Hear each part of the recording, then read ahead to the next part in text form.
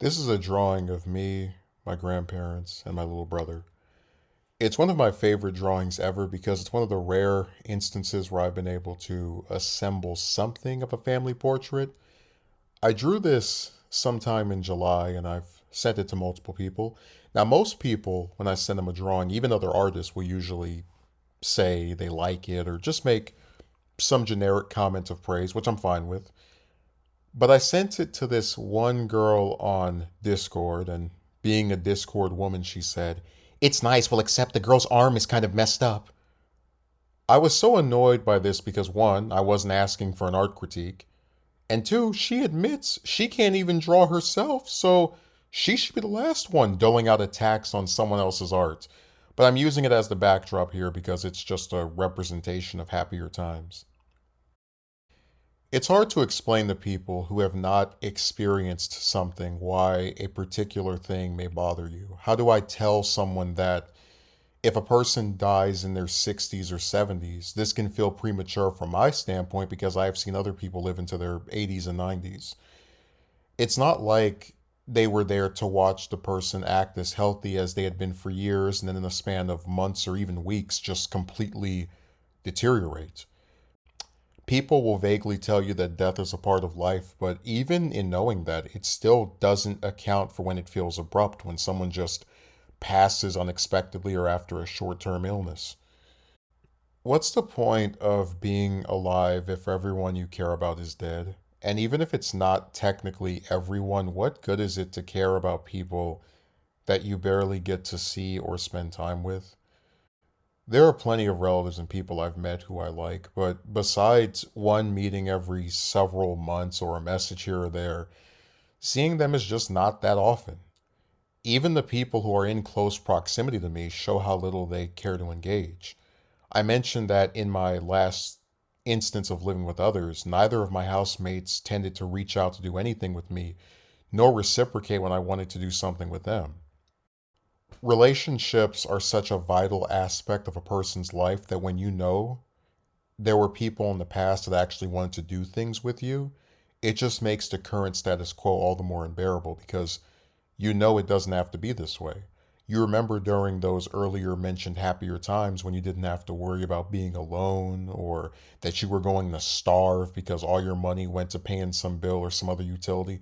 After all, it wasn't that long ago that everything started crumbling, leaving nothing. And I mean that. Before 2017, the only thing about my relationships that I had any discontent with was romance. I can remember from the time that I was a child having relatives who would claim that I needed to have a haircut. This was treated as some extremely important thing that I would get cursed out for not wanting to do or actively defying, which only intensified as I became older. I've always taken the approach that if your child wants to do something that you're not the biggest fan of, unless it's a permanent thing like a tattoo or something illegal like underage drinking, I don't really see the problem with letting them experiment. And if they don't like it, they can just stop doing it altogether. Now, a smaller group of relatives would complain about my attire, much the way that some of the online men obsessed with me do today. This was also treated as some important thing, but now when you ask these same relatives to assist you with basic utilities, they couldn't be bothered to help. And my point in mentioning this is to pose the question: how does one claim to care about another person's well being by espousing concern over non consequential things like hair and clothes, but at the same time turn a blind eye to assisting that same person with essentials like food, various bills, and employment? And when this contradiction is directly brought up to them, you hear the excuses. One of them at first claimed they didn't have enough money to assist me, all the while somehow magically being able to afford foreign trips each year and buying shoes that cost $600. Another one said, and I quote, "Just because someone doesn't care about you in the particular ways in which you would prefer doesn't mean they don't care." It was one of the dumbest things I ever heard. Apparently, it is my preference that I need food to survive. If I wanted to, I could just click my heels and never be hungry again. So these people will always have an excuse for why they can't help. They always accuse me of being disrespectful, but What rational person would respect people who cosplay as caring about him, but who are also fine with his potential demise? What is there to respect? But imagine if these relatives who claim to care about yours truly so much actually assisted me. They work just as much as I do, so maybe they could band together to split funds. If it, for example, cost me $50 a week to eat, two of them could give me 25. And before I acquired my current job, how much would it have cost for one or two of them to sit down with me on a weekend and apply for multiple positions, many of which they could have notified me of? The same relative who had me running 30-mile trips twice a week, including on days when I work, instead could have given me money to do this, at least enough to cover the gas, and only had me to do it on days where I didn't work. I would have appreciated it, and maybe then they would get the respect that they crave so much.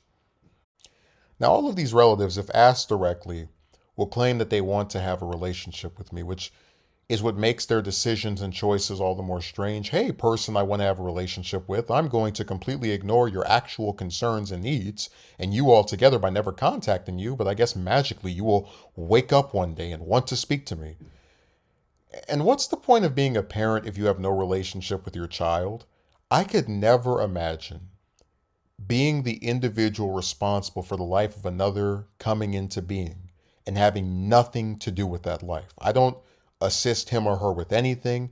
I don't even call him or her to see if they're okay. But I know there are parents like this, and it doesn't make sense to me to be so, at least outwardly, unconcerned with the well being of your son or daughter, whether they be a child or an adult.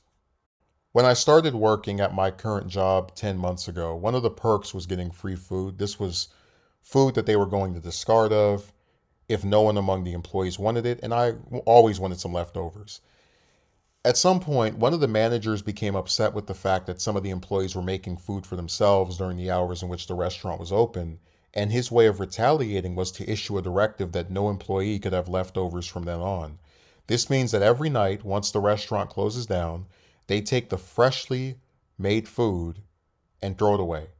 In response to this new policy, I started to buy food from the place. Now, when I first started working there, one of the managers told me that we had two stipulations when it came to the application of our employee discount. We could only use it for ourselves, and we could only use it at a restaurant we worked for. So, for example, if I was working at McDonald's in San Bernardino, I could not use my employee discount at any other McDonald's. I thought this was absolutely insane, given how far away the place is from where I live, but I complied with it. Oftentimes, I would order two of a particular meal because many nights I would get off late, so late that most restaurants and places where food was sold were closed down. Within the last few months, I noticed a trend where a particular manager would allow me to only have a discount on one item. So my order would normally total to $11, but once she would enter in a combination, then it would be 17.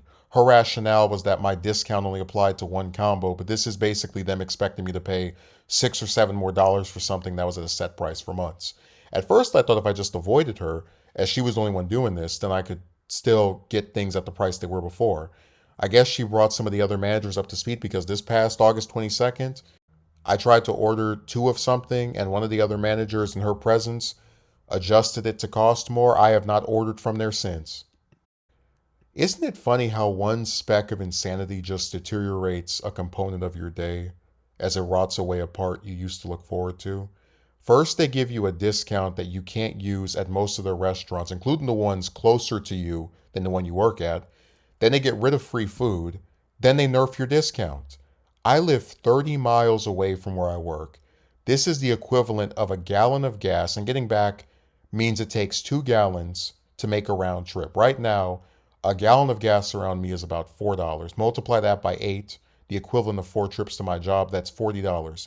Now imagine paying that on top of being expected to pay $17 each time you want to get enough food from the place you work when you know it was $11 from the time you started working there, and before that you could get things for free. Like, because they're so greedy, it wasn't enough for them to get on average $44 to $55 a week for me. They want the extra 7, so it's anywhere from $68 to $85, and I'm just not willing or able to pay that price, so now they get nothing. I spend more money on gas than anything else besides food. Imagine if my managers, who are fully aware of how far away I live, saw me working one of those late afternoon or late night shifts and said, "Hey, you drive a long way just to come and work here? How about you get something to take home?" And given that there are many weeks where I work most days of the week, this would effectively reduce the need for me to actually purchase food altogether. I probably would still get some chips and drinks, but those tend to cost much less than anything from these restaurants nowadays. Romance as a concept can be so wonderful. The idea of meeting someone that enjoys your company, that wants to be with you possibly for years or decades, who you can build things with, whether that be a family or some business venture. Now, I'm not going to gas anyone up. There is no such thing as a perfect relationship. All couples have fights, trying times, quarrels, but there are couples who very obviously complete each other and that have clearly received a net positive from being together. So, why is it that in a world that in the past and in smaller instances in the present has created productive romantic relationships, am I stuck in this misery inducing stream of nothingness? I've mentioned before that very long ago, I used to believe that there was something wrong with me, but it was through seeing other men have the same issue with trying to get a date or romantic partner that I became convinced that this is a much wider problem than me, which is why the attempts to hyper focus on my supposed flaws have always been so ineffective in changing my mind because I don't exist in a vacuum. I know there are other men with this same issue. We even have statistics to prove it, but I've had so many attacks, almost always from other men, and I've always wondered, why is it that out of all these guys who have such an issue with men criticizing women, how come not a single one has ever shown proof that they're with a woman? We'll get into them later, but no amount of shaming and belligerent attacks is going to change my opinion. I don't believe that if a man wants to date or acquire a romantic partner, that he should have to talk to 50, 100, 1,000, 100,000 women across real life and social media for years on end. I don't believe that if a man wants a date or a romantic partner, that he should have to have muscles or be a billionaire. The juice isn't worth the squeeze. Now, excluded from my Discord video were two women who both said things that were romantic. One of them, after spending about 2 weeks engaging in long voice calls, confessed that she had romantic feelings for me. I didn't reciprocate for multiple reasons, the most prominent being that she lives in another country and she doesn't want children. The other woman, who I wouldn't mind doing a whole video on because of how crazy the situation with her was, also hailed from another country and initially wanted to stop speaking to me because she had a boyfriend, and in her words, "If I heard your voice more, I would want more." We had 2 calls together during which she asked if I could moan for her, which I declined doing, and she sent me a picture of someone that she said was her sister before revealing it was her. I didn't reciprocate the desires of either one, and the reason for that is simple. There was a time years ago where I was willing to cross almost any boundary or level of discomfort just for the possibility of being with a woman. But as someone who has watched other people get married, have children, and just do small things like touch, what is offered by these online girls is not something that appeals to me any longer. In effect, they're a day late and a dollar short. And let's break this down even further. Most women who say romantic things to me, such as stating their supposed willingness to go on a date or enter a relationship, tend to live in other states or countries. If we're talking about some woman I know in real life, for example, wanting to go with me to the movies or the mall, this is not a big deal from an economic standpoint. It's a theater or mall I can drive to, I can afford to go see a movie once a month, etc. But when you're talking about someone claiming to like you that lives hundreds or thousands of miles away, who in most cases is antagonistic to long term goals of yours, such as wanting to get married or have a family, what sense does it make to spend all this money just to go see them? You need something more than just the vague verbal claim of some woman liking you to be enticed to want to invest in such a rendezvous. If I enter a relationship with a woman who, because of how far away she lives, I cannot touch her, and who is against wanting to get married or having children, what am I getting out of being with her? What's the point? People use these terms. They talk about someone being involuntarily whatever and then lump you into groups that oftentimes you have nothing to do with. Now, they do this for two reasons. One is that most of them are not capable of articulating a rebuttal to your points. None of them can justify why someone shouldn't have the right to be upset over having their time wasted with a person that led them on. Two, they want to create a romantic rejection red scare, a triple RS. Many men believe in this idea that it is somehow a bad thing to speak disparagingly of women that you sought some relationship with. There are some cases of men who have done violent things to women in real life, and because some of them have left records behind that showed them also speaking disparagingly of women, these men, and a smaller amount of women, want to promote the idea that anyone who speaks ill of women is the same as men who have done violent things to women, in spite of most of us never indicating any desire to do something like that. They hope that in promoting this conspiracy theory, this generalization, they can get you to feel so afraid of being characterized in this way that you will say nothing about women ever and just suffer in silence. I have not asked out a woman in 3 years. Every single instance in recent times of me being disenfranchised with women came from an attempt to just be friends with one of them. It has been in that pursuit and in seeing how difficult it is to acquire something that takes much less commitment on their part that I have abandoned any hopes of having a positive relationship with one of them. I think about Miss Revolving Door and how when we were just having calls and sending some messages, I was completely satisfied. But of course, it had to be ruined by her caving to her jealous boyfriend. With my coworker, all I wanted to do was go see a movie, which she agreed to do with me before standing me up at the last minute, and all the other dumb stuff she did after that. If we go even further back to 2018, when I first encountered women online who refuse to let me hear their voice or do phone calls, and then this year, where through my coworker I encountered for the first time a real life woman that refused to do phone calls, it's almost as though I've been on this 6 year arc of just seeing how they are getting worse. My argument has been that if it is this hard, this convoluted, just to be friends with a woman, why in the hell would I ever consider attempting to appeal to one of them romantically ever again? And once again, things don't have to be this way. Imagine if when you talk to a woman, one that you were actually trying to date, she reciprocated. And instead of her being from another country, maybe she was either in the same city as you or some other area that you could reasonably drive to. Imagine this woman actually wanting to do many of the same things as you, whether it's something in the long term like get married or have children, or even something as simple as just hanging out. And in the inevitable instances where you encounter some woman who did not like you back, you could vent about it and detail your frustration and actually have other men who have been through much of the same relate to or attempt to understand your situation. Now, it's been a policy of mine to never mention other YouTubers as to not give them free advertising, but I want to highlight someone as an example.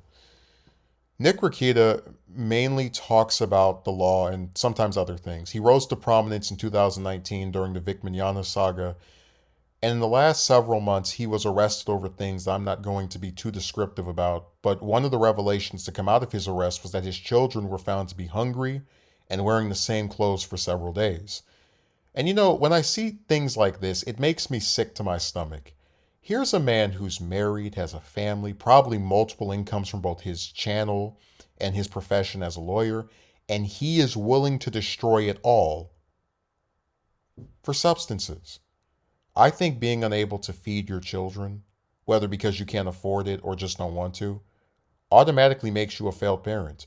Food is one of the constant essentials your child will need throughout their life, and unless you're in some third world country, I can't see a good reason to not help your child with the one thing they will always need to survive. I know this has all seemed like rambling, but there's a clear picture I'm trying to paint when engaging in conjecture. Maybe if the few relatives that are alive actually helped me. Maybe if my job that's far away compensated for all the gas it costs to go out there by letting me have some of the food that they're just going to throw away anyway. Maybe if I actually met a woman who wanted to do the same things as me, maybe then I wouldn't be so depressed. While I'm aware there will be aspects of life that are dissatisfying, it doesn't mean that people individually cannot go about attempting to improve it in their own small ways. I'm aware that no matter how clearly I lay out my arguments, there will be a group of men who come to be needlessly antagonistic. Nothing they write is ever going to be as stinging as the passing of the ones you couldn't live without, the fear of running out of money, or the emptiness of being alone. Their whole purpose is to kick someone when they're down and pretend to be better while showing no proof to support that claim. But putting these weird men and their fake success aside, it's important to understand that there is an alternative to what is bad and an alternative to what is good. Let us hope for a better tomorrow, no matter how unlikely it seems. Let us embrace the few that we enjoy being in the presence of. Let us try to not repeat the same inhumane behaviors we see exercised online and offline. And let us cherish the memories of the few that used to make life worth living.